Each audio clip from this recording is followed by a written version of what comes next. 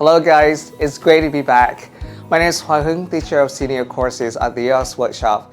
Today, I come back with another speaking sample for this IELTS Part 2 topic. Describe a person you have not met in person but would like to know more about. So I'd like to tell you about my English teacher who I've never met in person but I find extremely interesting. You know what? The moment I laid my eyes on him, I was instantly impressed by how amiable and friendly he looked. I mean, he always wears a smile on his face and he exudes a lot of confidence and energy. And there's a couple of reasons why I find him really intriguing. For one, he's incredibly hilarious. I mean, he must have been a big fan of various comedies and entertainment shows because he knows a ton of jokes. Whenever he senses that we're getting bored or the lesson is a little bit challenging, he immediately cracks some jokes to, brighten our mood and make the lessons more enjoyable. On top of that, his arms are fully covered in tattoos, making him look like a gangster. But actually, he's a very warm and kind-hearted person.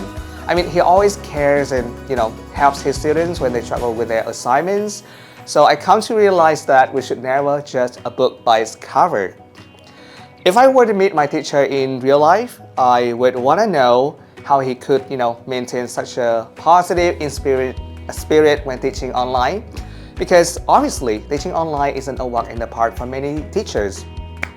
Because Vietnamese students tend to turn off their cameras and do not really interact with their teachers, making it even more challenging for them.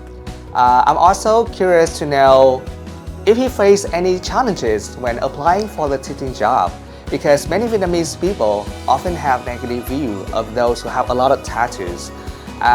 So all I know my teachers is hands down one of the most hilarious and intriguing people I've ever met. It's a no-brainer to understand why he's been loved by a lot of students. Hopefully in the future I would have the opportunity to meet him in the flesh and we'll probably have a good conversation.